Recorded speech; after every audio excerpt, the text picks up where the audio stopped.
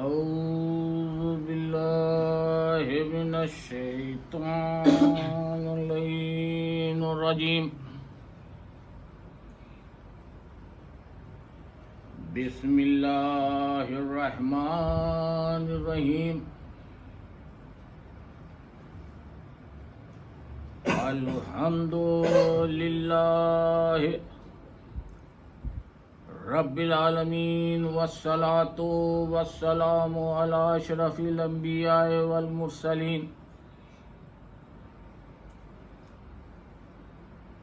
حبیب قلوبنا و طبیب نفوسنا و شفیع ذنوبنا بالقاسم وآلہ الطیبین الطاہرین المعصومین المظلومین ولعنۃ اللہ علی اعدائہم اجمعین من یومنا ھذا الی یوم الدین. بسم اللہ الرحمن. اما بعد فقد قال اللہ تبارک وتعالی فی کتابہ المبین وہو اصدق الصادقین. بسم اللہ الرحمن الرحیم. انما یرید اللہ لیذھب عنکم الرجس اہل البیت ویطہرکم تطہیرا. صلوات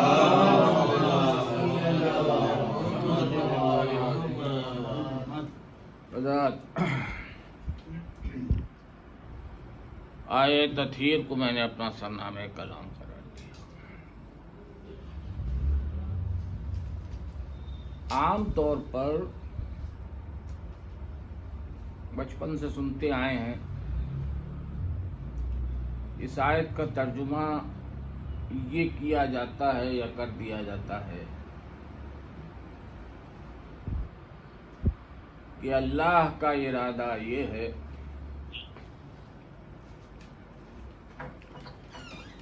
کہ اے اہل بیت رجس کو تم سے دور رکھے اور تم کو ایسا پاک و پاکیزہ رکھے جیسا پاک و پاکیزہ رکھنے کا حق ہے. عام طور پر یہی ترجمہ سننے میں آتا ہے اور سنتے آئے ہیں بچپن سے کہ اللہ کا ارادہ یہ ہے کہ اے اہل بیت رجس کو تم سے دور رکھے اور تم کو ایسا پاک و پاکیزہ رکھے جیسا پاک و پاکیزہ رکھنے کا حق ہے. 2 بار میں نے یہ ترجمہ دہرایا. لیکن یہ ترجمہ اس آیت کا نامکمل ترجمہ ہے. کچھ چھوٹ گیا ہے.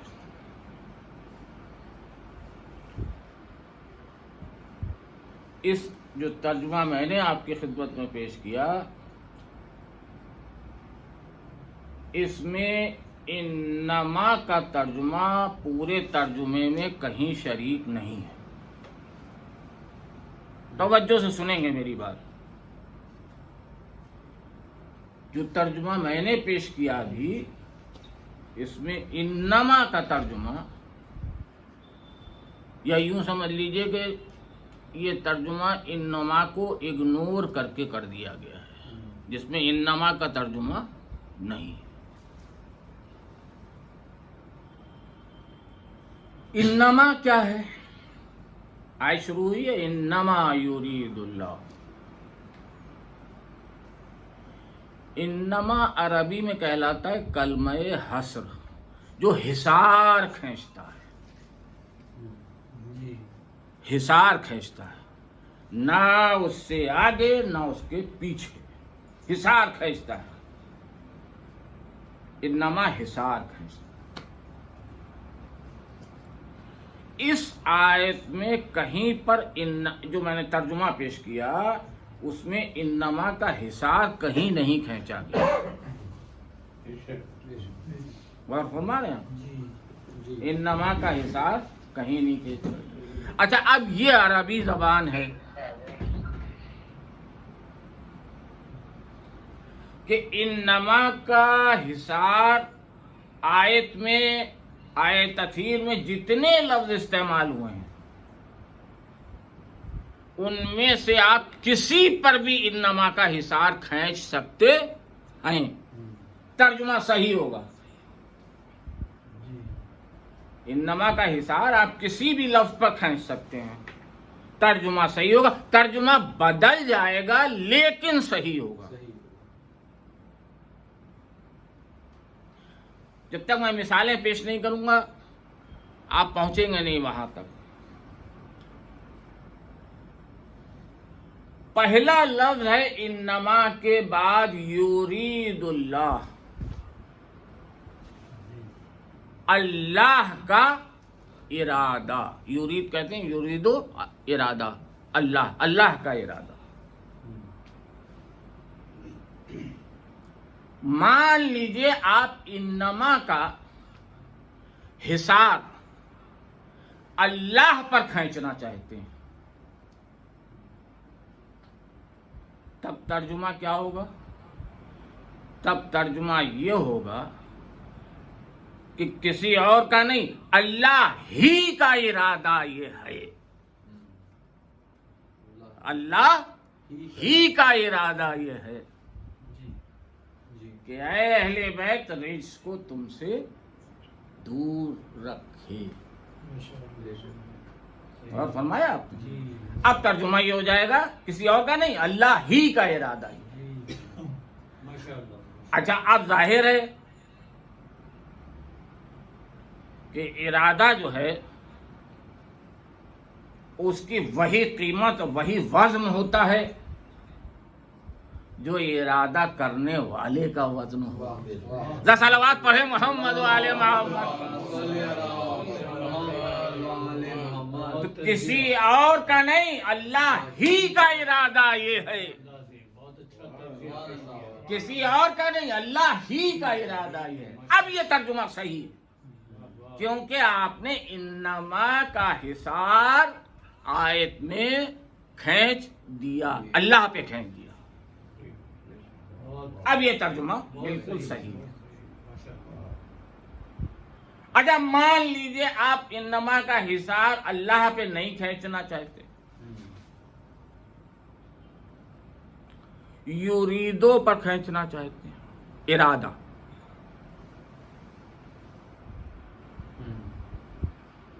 یریدو پر یعنی ارادے پر کھینچنا چاہتے ہیں. اللہ پہ نہیں یریدو پر ارادے پر کھینچنا چاہتے ہیں. تب ترجمہ بدل جائے گا مگر صحیح ہوگا. تب ترجمہ یہ ہو جائے گا کہ اللہ کا ارادہ بس یہی ہے. صلوات پڑھے محمد وعلى محمد. اور فرما رہے تب ترجمہ یہ ہو جائے گا کہ اللہ کا ارادہ. اب آپ نے ارادے پر حصار کھینچ دیا انما کا. تب ترجمہ یہ ہو جائے گا کہ اللہ کا ارادہ بس یہی ہے. غور فرمایا آپ نے. تو جب اللہ کا ارادہ بس یہی ہے تو اس کے سوا ہوگا کیا؟ صلوات پڑھے محمد وعلى محمد. تو پھر اس کے سوا ہوگا کیا؟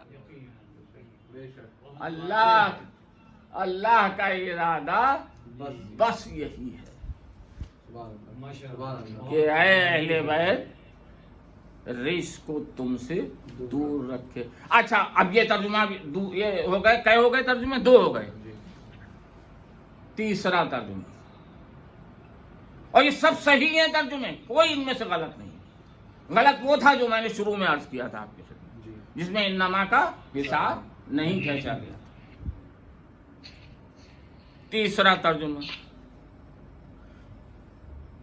آپ نہ اللہ پر حصار کھینچ رہے ہیں نہ یریدوں پر، اس کے اگلے لفظ پر حصار کھینچنا چاہتے ہیں، لے یذہبا،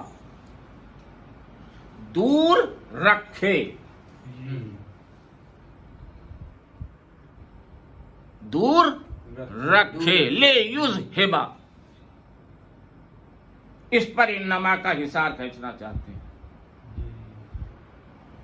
تب ترجمہ کیا ہو جائے گا؟ تھوڑا سا بدل جائے گا لیکن ترجمہ صحیح ہوگا۔ اللہ کا ارادہ یہ ہے کہ بس دور ہی رکھے، صلوات بر محمد و آل محمد پر۔ غور فرما رہے ہیں آپ، ترجمے بدل رہے ہیں اور سب ترجمے صحیح ہیں۔ اللہ کا ارادہ یہ ہے کہ بس دور ہی رکھے، یعنی دور تو ہے ہی رشت لیکن اس کو دور ہی رکھے، صلوات بر محمد و آل محمد۔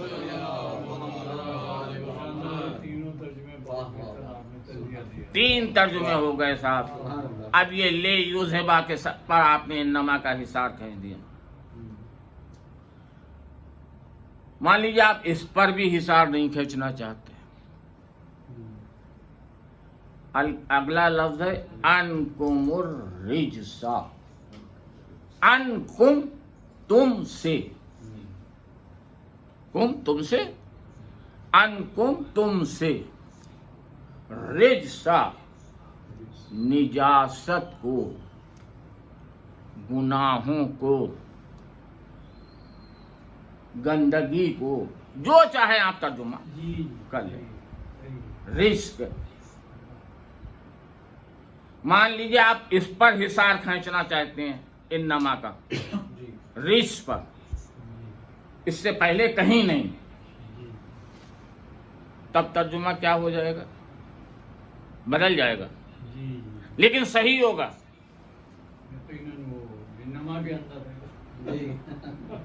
صحیح ہوگا، تب ترجمہ یہ ہو جائے گا، اللہ کا ارادہ یہ ہے کہ دور رکھے ہر نجاست کو، صلوات بر محمد و آل محمد۔ ایک مرتبہ سب مل کر صلوات پڑھیں تاکہ لگے کہ ہاں۔ دیکھیے باقر بھائی کی مجلس ہو رہی ہے، آپ کیا بتائیں ہم آپ سے،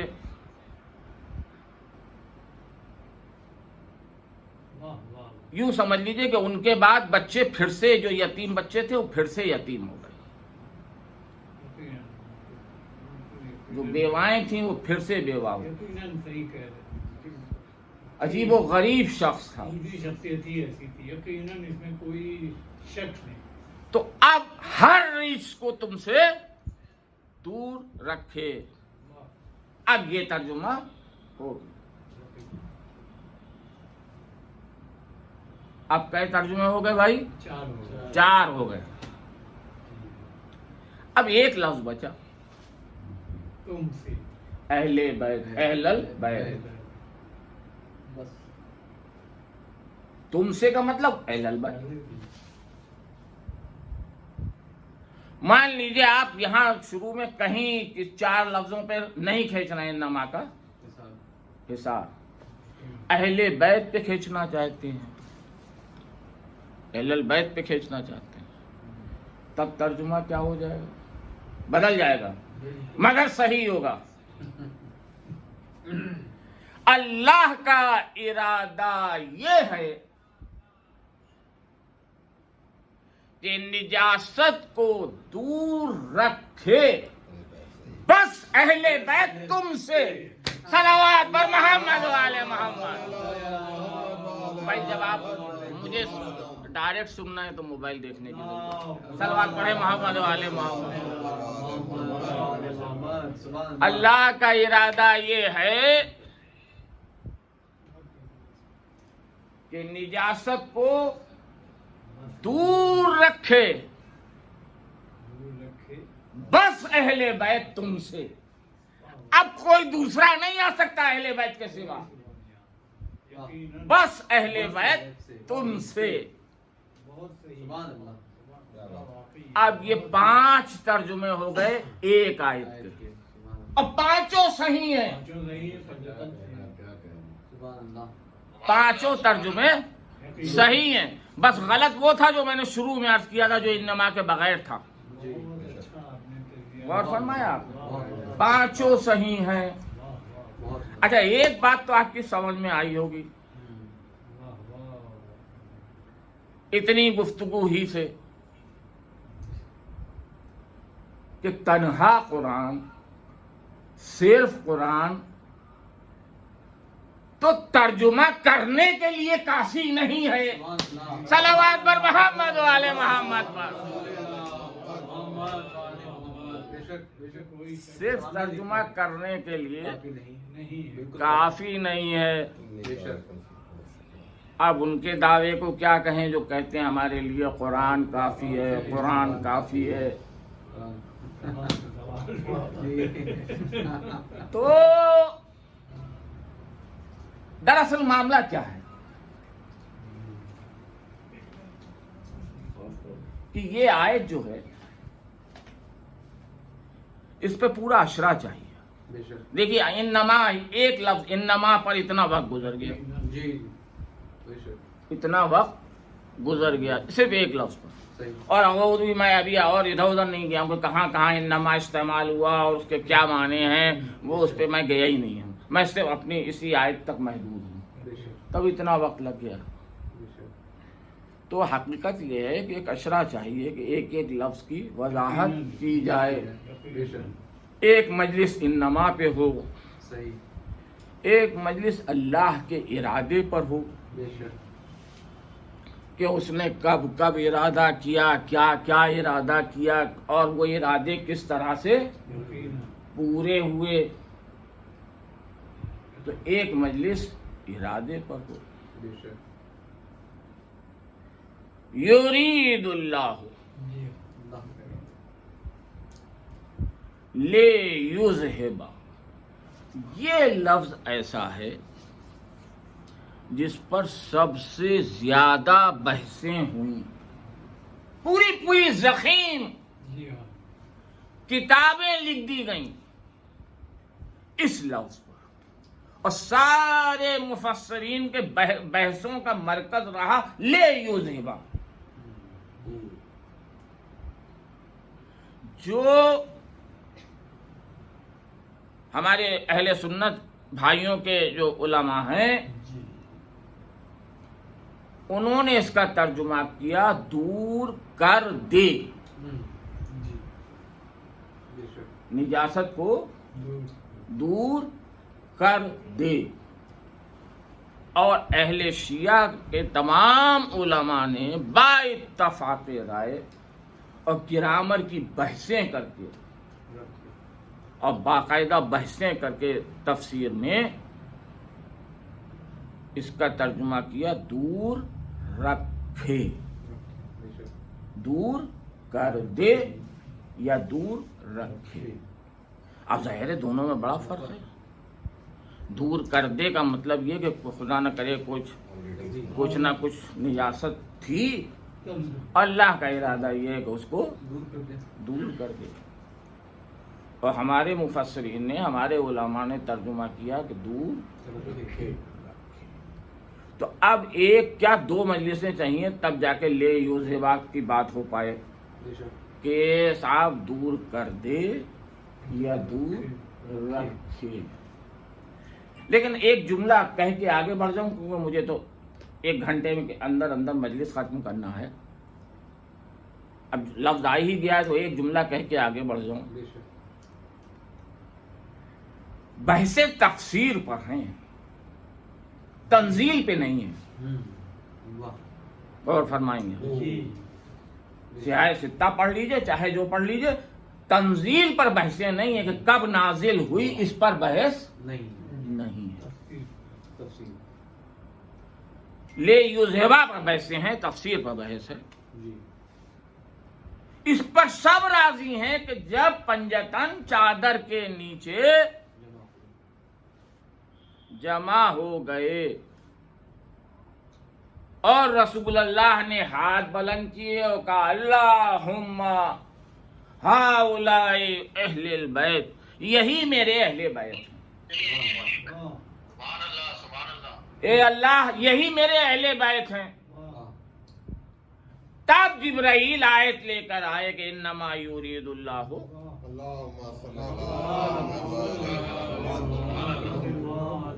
ہے. تو اس پہ کوئی بحث نہیں، تنزیل پہ کوئی بحث نہیں ہے، تحریف پہ بحث ہے. دور کر دے، دور کر دے، نجاست کو دور کر دے. میں بس ایک جملہ کہہ کے آگے بڑھ جاؤں گا، زیادہ نہیں، اس لیے کہ میرے بزرگ بیٹھے ہوئے ہیں، ان کے سامنے کیا عرض کروں میں. غور فرمائیں آپ، ایک جملہ کہہ کے آگے بڑھ جاؤں گا کہ جو لوگ یہ ترجمہ کرتے ہیں کہ نجاست کو دور کر دے، ان سے ہاتھ جوڑ کر میری گزارش یہ ہے کہ بھیا ایک بار چادر کو الٹ کے دیکھ لینا، اس میں رسول اللہ بھی ہیں. صلوات پر محمد والے محمد.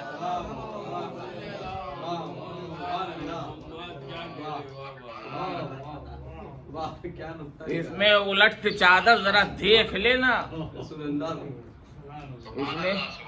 اس میں رسول اللہ بھی ہیں. اب کرو ترجمہ کہ نجاست کو دور کر دیں. صلوات پر محمد والے محمد.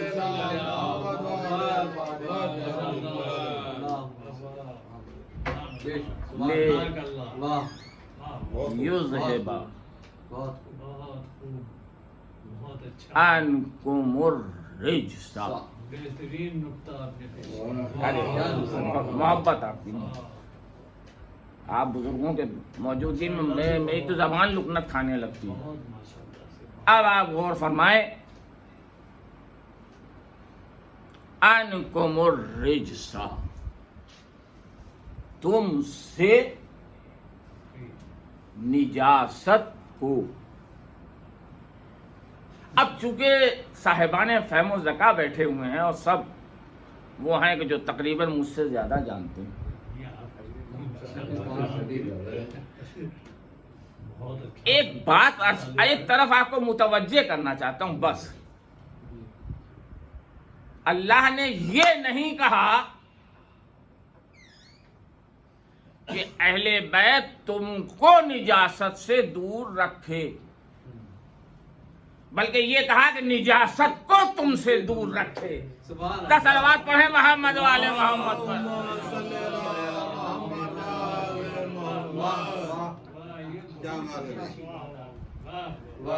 یہ باریکی پہ آپ نے غور کیا؟ غور کیا آپ نے؟ غور کیا آپ نے؟ اللہ نے یہ نہیں کہا کہ اے اہل بیت تم کو نجاست سے دور رکھے، بلکہ یہ کہا کہ اللہ کا ارادہ یہ ہے کہ نجاست کو تم سے دور رکھے. سبحان اللہ. واہ. دونوں جملوں میں کیا فرق ہے؟ اگر ترجمہ، اگر اللہ یہ کہتا کہ اہل بیت تم کو نجاست سے دور رکھے، تب تو اہل بیت کی مجبوری ظاہر ہوتی. مجبوری ظاہر ہوتی. غیر یہ کہہ سکتے تھے کہ جانا تو چاہتے تھے نجاست کے قریب، اللہ نے جانے ہی نہیں دیا. صلوات پڑھے محمد والے محمد.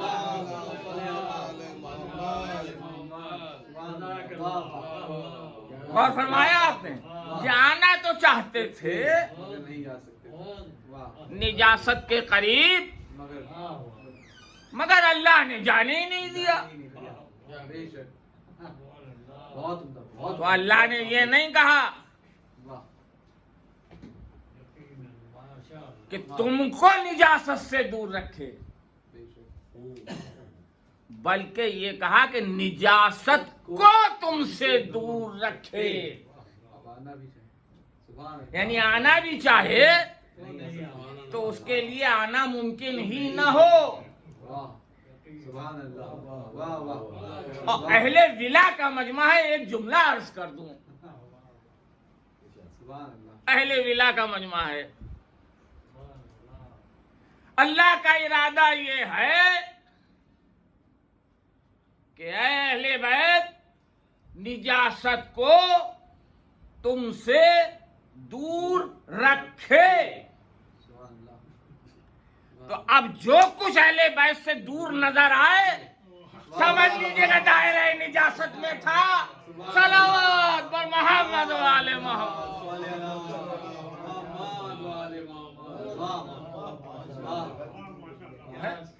اب وہ چاہے 5 ہی لوگ ہوں مگر سننے والے ہوں تو پڑھنے میں مزہ بھی آتا ہے.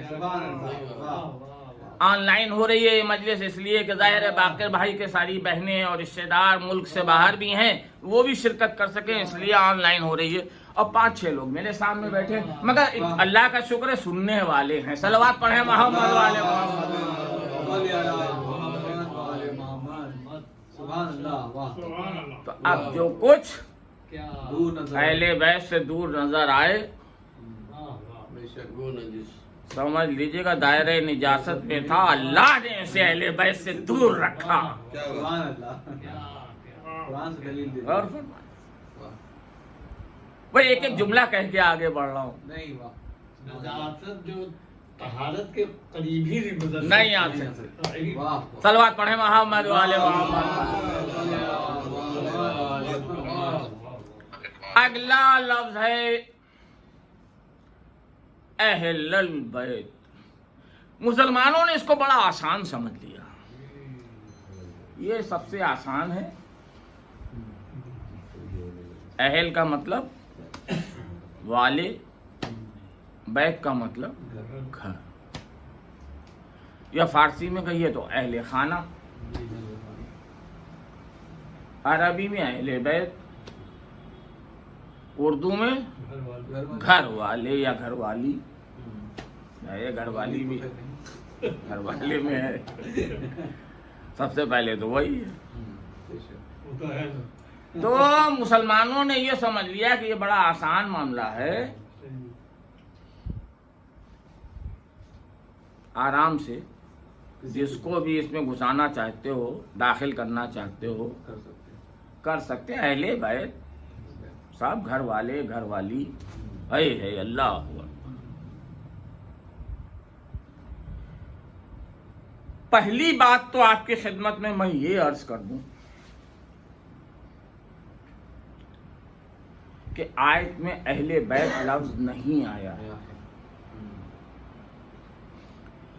اہل البیت آیا ہے. توجہ سے سنیں گے میری بات. اہل البیت یعنی 2 لفظیں نہیں ہیں، 3 لفظیں ہیں. اہل 1، بیت 2، اور ان دونوں کے بیچ میں ایک لگائے الف لام ال. یہ تیسرا لفظ تیسرا لفظ ہے اہل البیت. اہل البیت اہل کے معنی سب کو معلوم ہے، بیت کے معنی بھی سب کو معلوم ہے، اور لغت میں بھی ہیں. اہل کے معنی بھی ہیں اور بیت کے معنی بھی ہیں، لغت میں موجود. ال کے معنی لغت میں ہیں ہی نہیں. الف لام. اس کا مطلب کیا ہوتا ہے؟ یہ لفظ اشارہ کرتا ہے ال اور خصوصیت پیدا کرتا ہے. میں یوں سمجھا دوں آپ کو. زیادہ تر انگریزی جاننے والے لوگ، سب انگریزی جاننے والے لوگ بیٹھے ہوئے ہیں. انگریزی میں ایک لفظ آتا ہے THED. یہ اگر کسی کے آگے لگ جائے تو اس میں خصوصیت پیدا ہو جاتی ہے.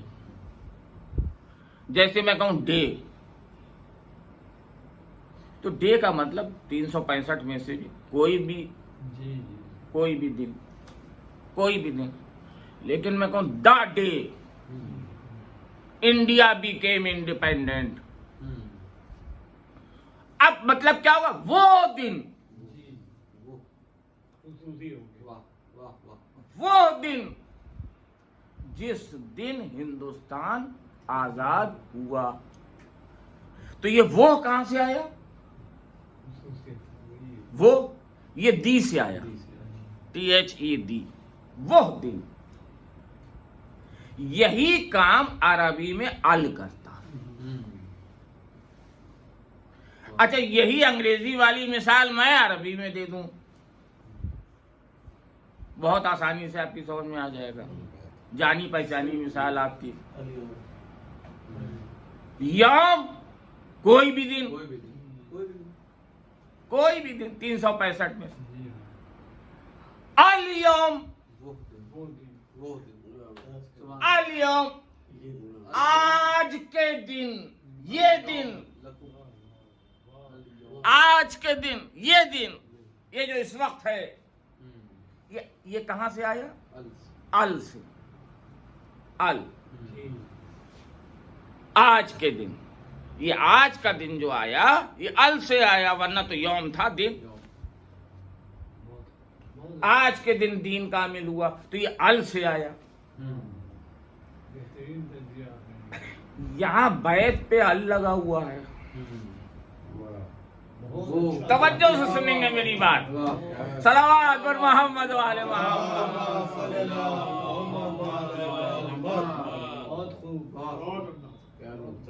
اہل البیت،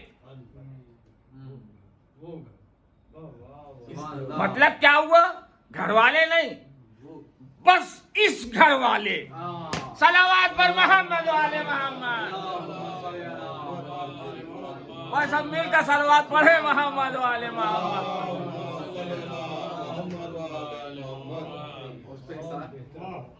بس اس گھر والے.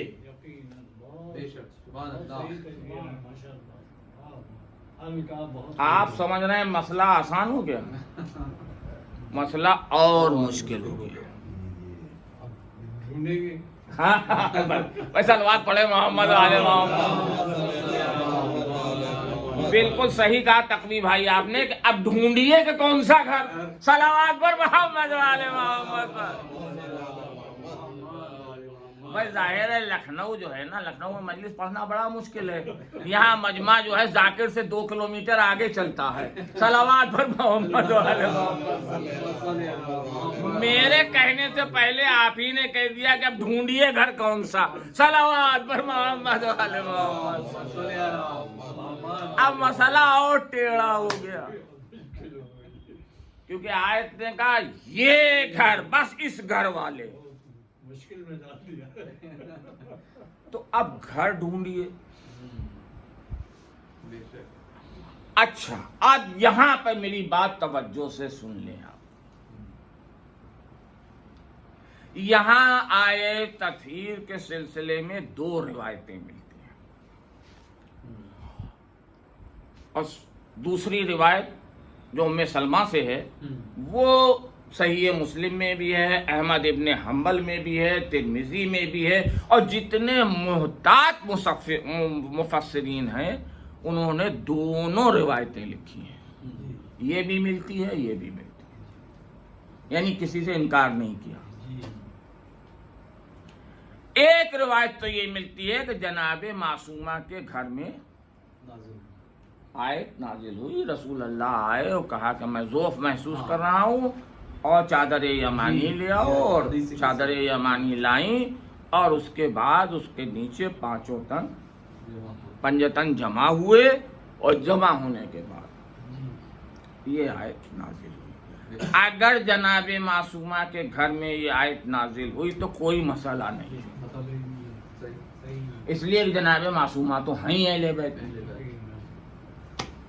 توجہ فرما رہے ہیں آپ؟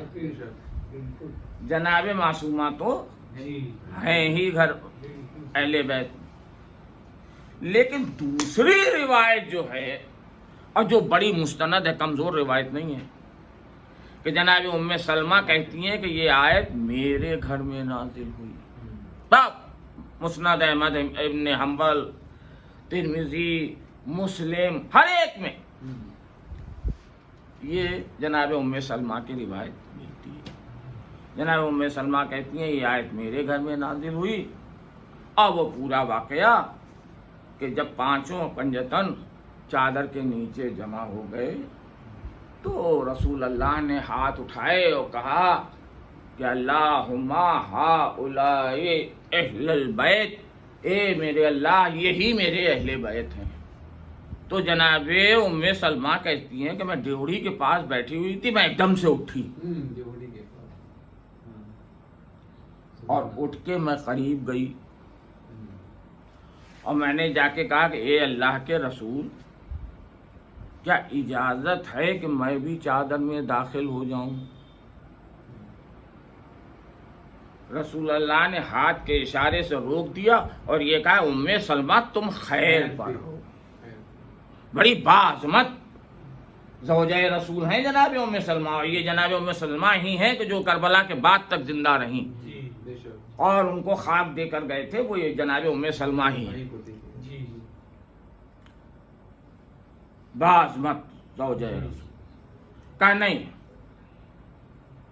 تم زوجہ ہو، اہل بیت نہیں، لیکن یہ میں ضمانت لیتا ہوں کہ تمہارا انجام خیر بخیر. اچھا بھائی، اب مسئلہ یہاں سے شروع ہوا. اگر یہ آیت جناب ام سلمہ کے گھر میں آئی تو گھر ہے ام سلمہ کا. آیت کہہ رہی ہے اس گھر والے. اب ام سلمہ کو کیسے نکالیے گا؟ توجہ فرما رہے ہیں آپ، غور کر رہے ہیں میری بات؟ کیونکہ یہ گھر ہے جناب ام سلمہ کا. اگر وہ روایت تو وہ ٹھیک ہے، اس میں کوئی بات نہیں، جناب معصومہ کا گھر ہے، وہ تو ہیں اہل بیت میں. فاطمہ تو ابوہا و بالوہا و بنوہا، وہ تو سب انہیں سے پہچانوائے جا رہے ہیں. لیکن یہاں مسئلہ ٹیڑھا ہے. یہ گھر ہے ام سلمہ کا، آیت کہہ رہی ہے اس گھر والے. تو ام سلمہ کو کیسے نکال دیجیے گا؟ اہل البیت. اب اللہ کی احتیاطیں سنیے اور رسول اللہ کی احتیاطیں سنیے. صلوات پڑھیں محمد و آل محمد.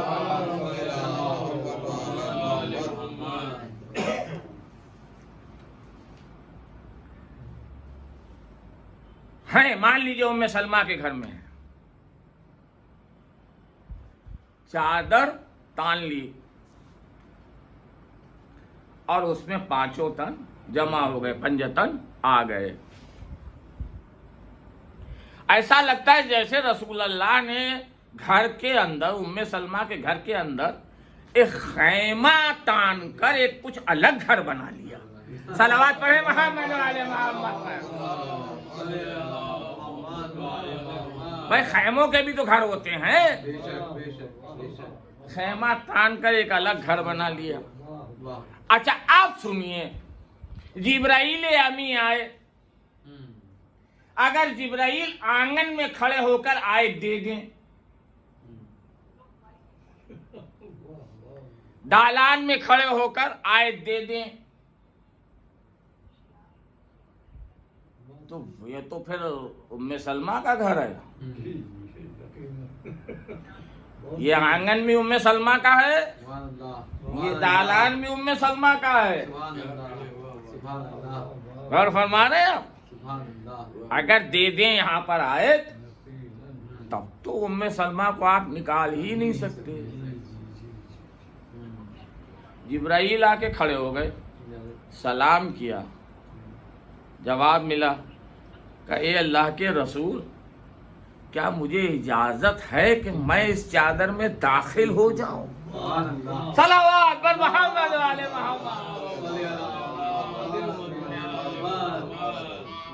محبت ہے آپ واہ واہ کیا واضح کیا آپ جیسے بزرگ. ماشاءاللہ. سبحان اللہ. بہرحال سبحان اللہ. کیا اجازت ہے کہ میں اس چادر میں داخل ہو جاؤں؟ اجازت ملی. جبرائیل امی چادر میں داخل ہوئے. داخل ہونے کے بعد آئے تطہیر رسول اللہ کے حوالے کی. آیت نے کہا بس اس گھر والے صلوات بر محمد والے محمد. ایک مرتبہ پھر سے سب مل کر صلوات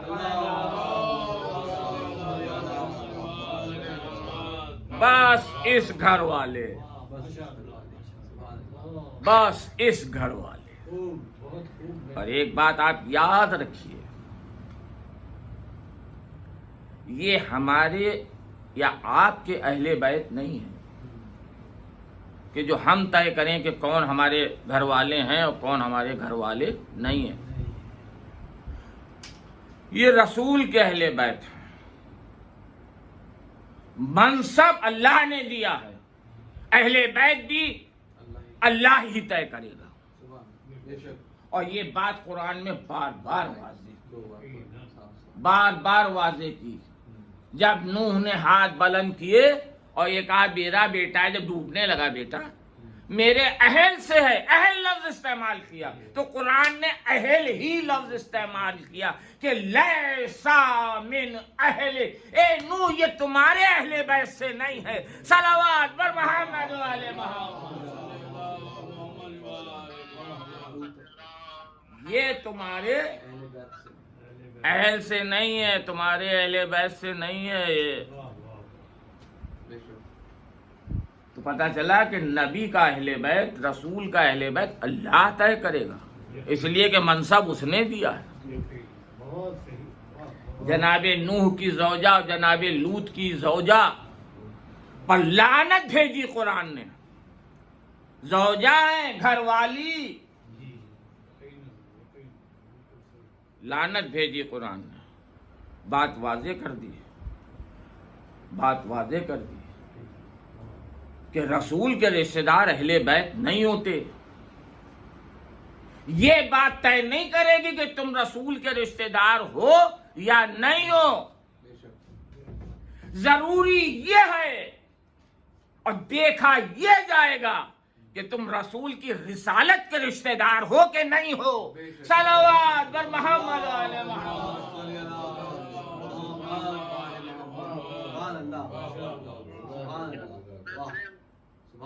تم رسول کی رسالت کے رشتہ دار ہو، ورنہ رسول کا رشتہ دار تو ابو لہب بھی تھا، سگا چچا.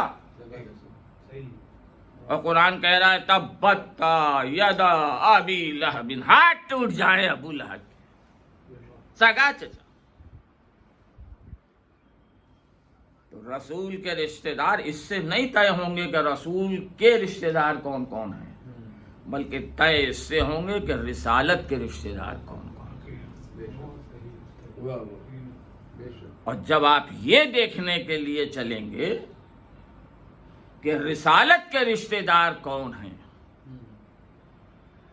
تو ذوالشیرہ سے لے کر اور کربلا تک سوائے علی اور اولاد علی کے کوئی آپ کو رسالت کا رشتہ دار نظر نہیں آئے گا. صلوات بر محمد والے محمد.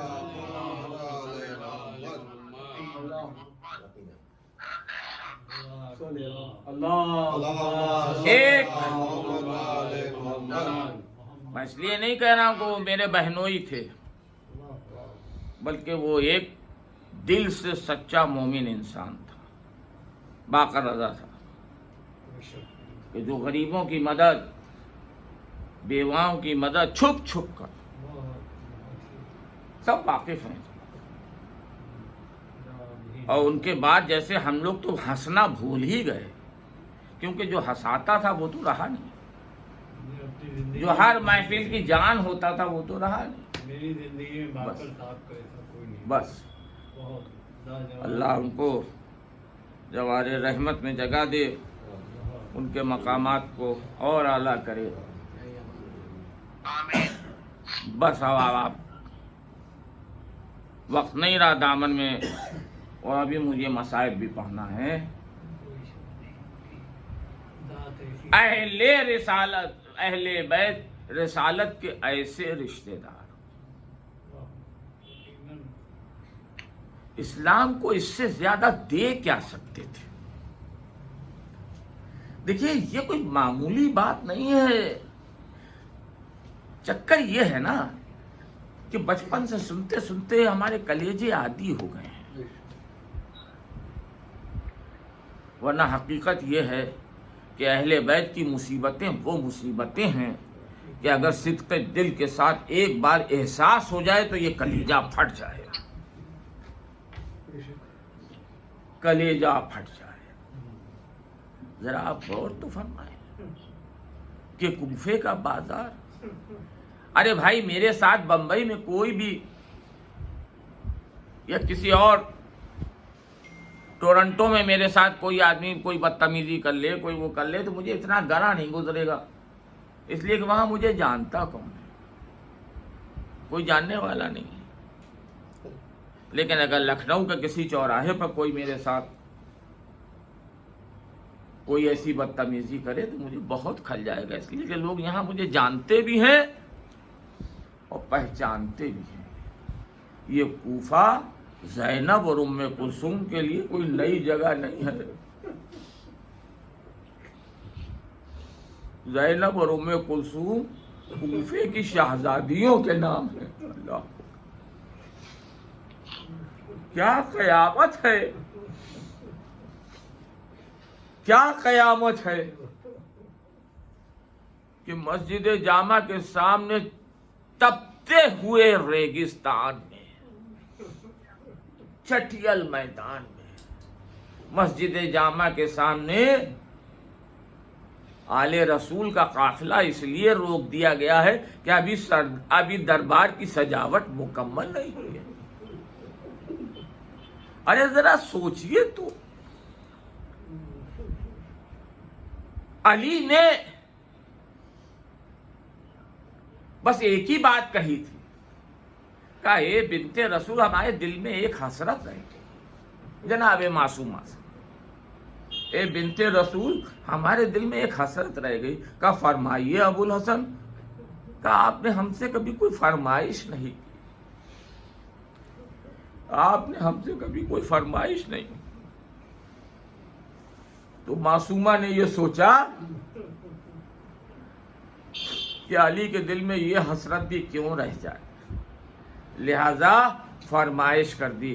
کہا اے ابو الحسن میری آپ سے ایک فرمائش ہے، اور میری فرمائش یہ ہے کہ میرا جنازہ شب کی تاریکی میں اٹھائیے گا تاکہ نامحرموں کی نگاہ میرے جنازے پر نہ پڑے. یہ اس کی بیٹیاں ہیں زینب اور ام کلثوم. رونگٹے کھڑے ہو جاتے خدا کی قسم کہ زینب اور ام کلثوم کی چادریں تک دے دی گئی. اب اسلام اس سے زیادہ کیا چاہتا ہے؟ بس قافلہ ٹھہرا ہوا ہے کہ ایک شخص مسجد کی سیڑھیاں اتر کر نیچے آیا اور آ کر اس نے کچھ عجیب و غریب کلمات کہنا شروع کر دیے، بیمار کربلا کی شان میں گستاخی کرنے لگا، اور اس نے جملہ یہیں سے شروع کیا کہ اس اللہ کا شکر، اور بس اس کے بعد نہیں کہہ سکتا کہ اس نے کیا جملہ کہا. ایک مرتبہ بیمار کربلا اٹھے، زنجیروں کی جھنکار گونجی. کہا بھائی تو ایسا نہ کہے، اس لیے کہ تو حافظ قرآن ہے. اللہ اکبر. اب جو یہ جملہ سنا تو کبھی زنجیروں کو دیکھتا ہے، کبھی ہتکڑیوں کو دیکھتا ہے، اور یہ سوچ رہا ہے کہ اس شخص کو معلوم کیسے ہوا کہ میں حافظ قرآن ہوں؟ کیا یہ علم غیب رکھتا ہے؟ اور اس کے بعد فرماتے ہیں کہ تو آئے تطہیر کی تلاوت روز کرتا ہے، تو آئے مودت کی تلاوت کرتا ہے، تو ایسا نہ کہے. بس اب اس سے رہا نہ گیا. کل اللہ یہ بتائیے آپ ہیں کون؟ آپ ہیں کون؟ کہ ہم ہی تو ہیں وہ جن کے لیے آئے تطہیر نازل ہوئی، ہم ہی تو ہیں کہ جن کے لیے آئے مودت نازل ہوئی، بس پہچان گیا، کہا ارے مولا آپ تو میرے امام ہیں، میں آپ کو پہچان نہ سکا، ارے مجھے اتنی اجازت دے دیجئے کہ ناکوں کے آگے اپنے آپ کو گرا دوں اور یہ ناکیں مجھے کچل کر گزر جائیں، تاکہ میں روز قیامت رسول اللہ سے کہہ سکوں میں نے آپ کے گھرانے کی عورتوں کو بھی بے پردہ نہیں۔ اللہ اکبر۔ دربار شام، زینب اور ام کلثوم۔ بس آخری جملے مجلس تمام کر رہا ہوں۔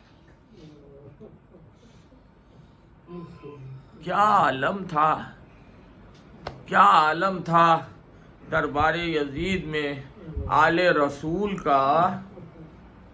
مجھ سے نہیں، بیمار کربلا سے سن لیجئے، فرماتے ہیں کہ ہم 12 گلے رسی میں اس طرح باندھے گئے تھے کہ اگر ایک کو بیٹھنا ہوتا تھا تو سب کو بیٹھنا پڑتا تھا، اگر ایک کو کھڑا ہونا ہوتا تھا تو سب کو کھڑا ہونا ہوتا۔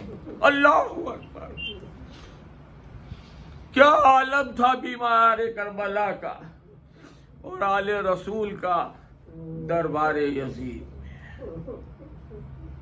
خود یزید نہ پہچان سکا کہ یہ کون ہے، یہ کون ہے۔ شمر سے مخاطب ہو کر کہا اے شمر، میں نے تو تجھ سے کہا تھا کہ تو علی کی بیٹیوں کو قید کر کے لانا، تو رسول کی نواسیوں کو قید کر کے لانا، یہ تو اس کے بعد جو اس نے جملہ کہا وہ احترام اہل بیت مانے ہے، میں اس جملے کو دوہرا نہیں سکتا کہ یہ تو کن کو قید کر کے لایا ہے۔ شمر نے ہاتھ جوڑے، کہا نہیں حاکم، میں نے تیرے حکم کی پابندی کی ہے۔ ہاذا زینب، ہاذا ام کلثوم، ارے یہ زینب ہیں، یہ ام کلثوم ہیں، یہ سکینہ ہے۔ بس یہ سننا تھا کہ یزید نے کہا اچھا علی کی بیٹی زینب موجود ہے، میں کچھ بات کرنا چاہتا ہوں، میں کچھ بات کرنا چاہتا ہوں۔ بس یہ جملہ مکمل ہی ہوا تھا کہ ایک شیر کی سی دہاڑ گونجی، کہا اے لعین تیری اتنی ہمت ہو گئی کہ تو رسول کی نواسی سے بات کرے، تو حیدر کرار کی بیٹی سے بات کرے، تیری اتنی جرت ہو گئی۔ یزید نے پوچھا یہ عورت کون ہے جس نے اس لب و لہجے میں ہم سے بات کی؟ تو شمر نے کہا کہ یہ در سیدہ کی کنیز فضہ ہے۔ بس یہ سن کر اس کا غصہ دوبالا ہو گیا کہ ایک کنیز نے ہم سے اس لب و لہجے میں بات کی۔ اللہ اکبر، اس لب و لہجے میں بات کی، کہا اس کو قتل کر دو، اس کو قتل کر دیا جائے۔ جلاد نے تلوار کھینچی، فضہ کی طرف بڑھنا شروع کیا۔ اے حضور، پردیس میں کہیں اگر کوئی ہم مصیبت میں گرفتار ہو جائیں اور اس وقت کوئی اپنا نظر آ جائے تو دل کو بڑا سکون ملتا ہے، بڑی تقویت ملتی ہے۔ ادھر جلاد فضہ کی طرف بڑھ رہا ہے، ادھر فضہ نے دیکھا کہ یزید کے پیچھے اسی کے قبیلہ حبش کے جوان تلوار کھینچے یزید کی حفاظت میں کھڑے ہیں۔ ایک مرتبہ فضہ نے آواز دی اے میرے قبیلے کے جوانوں، کیا تمہارا خون ٹھنڈا ہو گیا ہے کہ تمہارے قبیلے کی ایک عورت کے ساتھ یہ بے حرمتی ہونے جا رہی ہے اور تم کھڑے تماشا دیکھ رہے ہو؟ بس راوی کہتا ہے کہ جملہ سننا تھا کہ وہ حبشی جوان جو یزید کے پیچھے کھڑے ہوئے تھے ایک مرتبہ کود کر یزید کے سامنے آ گئے، تلواریں لیے ہوئے، کہے یزید اگر یہ جلاد ایک قدم بھی آگے بڑھا تو سمجھ لے کہ تیرے دربار کی زمین خون سے رنگ جائے گی۔ بس کچھ ایسی وحشت یزید پر طاری ہوئی کہ یزید نے اسے ٹھہر جانے کا حکم دیا. جلاد ٹھہر گیا. جہاں یہ منظر سب نے دیکھا وہاں یہ منظر میری شہزادی زینب نے بھی دیکھا. ایک قدم آگے بڑھی, فضا کو مبارکباد دی, کہا اے فضا تجھے مبارک ہو, تیرے بچانے والے ابھی دربار یزید میں موجود ہیں, مگر علی کی بیٹیوں کا, رسول کی نواسیوں کا کوئی پرسان حال نہیں. اللہ لعنت اللہ علی قوم الظالمین, انا للہ و انا الیہ راجعون. رضن بقضاء تسلیم. آپ حضرات سے گزارش ہے کہ ایک مرتبہ سورہ حمد و 3 مرتبہ سورہ توحید کی تلاوت کر کے سید باقر رضا ولد جعفر رضا سید جعفر رضا کو ایصال ثواب